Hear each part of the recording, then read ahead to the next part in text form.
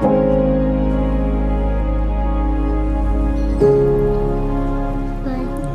does it hurt? No, I didn't feel it. I Okay. don't. Yeah.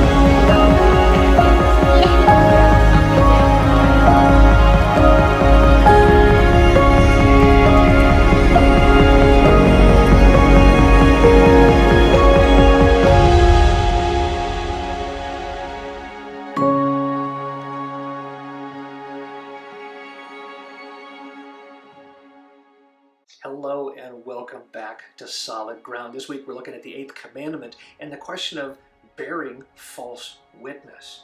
You know, when you hear a phrase like false witness or just a witness in the first place, probably many of you think in terms of if you're in court and you're asked to be a witness for something.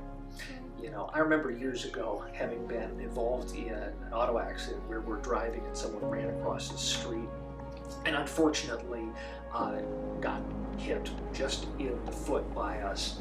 And I was a passenger, I was a teenager at the time, and I remember going to have my deposition taken and having to really concentrate really hard on saying, you know, regardless of the outcome, I want to be honest and truthful about my friend, the driver, but also to be honest and truthful about what I saw happening with regard to the person running across the street.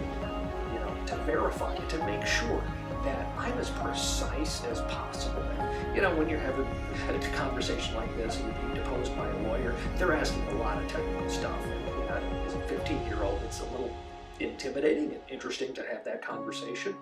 But the goal was to be able to speak honestly, to tell the truth, but to do so in a way that I'm not assuming the negative. You know, in order to protect my friend, should I assume something of the person who was running across the street?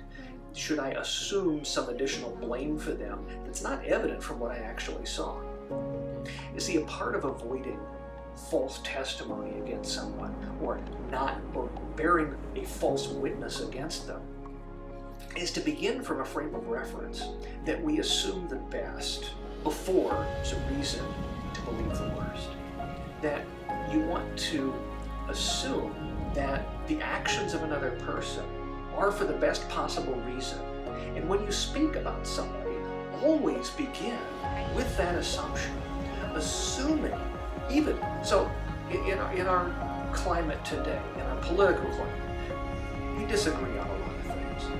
You know, if I were to have conversation with a number of members of our congregation, I'm sure many of us would disagree politically and on economic theory and various things of that nature. Sure, fair enough.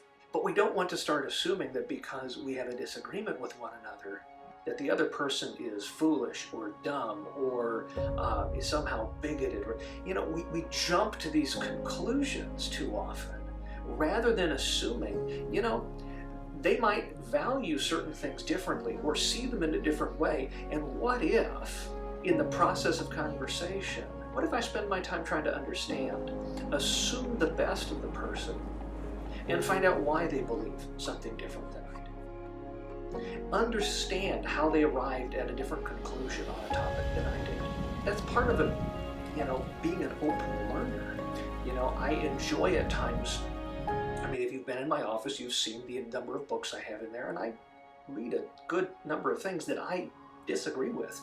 And I do that intentionally because I want to interact with ideas that come from a perspective that I may not 100% or even partially agree with, because I want to understand the other person and how they think through something as a way to test how I think. When you're dealing with your neighbor, when you're dealing with people around you, you want to always assume the best of them. Speak the best of them, even if you're potentially in conflict with someone. You know, you may feel that someone has wronged you, that has harmed you, but don't take that out on their reputation by speaking ill of them. There are times when, your mom's advice of, if you don't have anything good to say, don't say anything at all, that might be really good advice. To think, if I can't say something uplifting, perhaps what I need to say is very low or wrong. But at best, always trying to find a way to think the best of someone, to think, why is it that they might be doing this that is perhaps truly God-honoring? And by taking their perspective, you may really learn a whole lot and be able to grow yourself in that process. God bless, and I'll see you next time.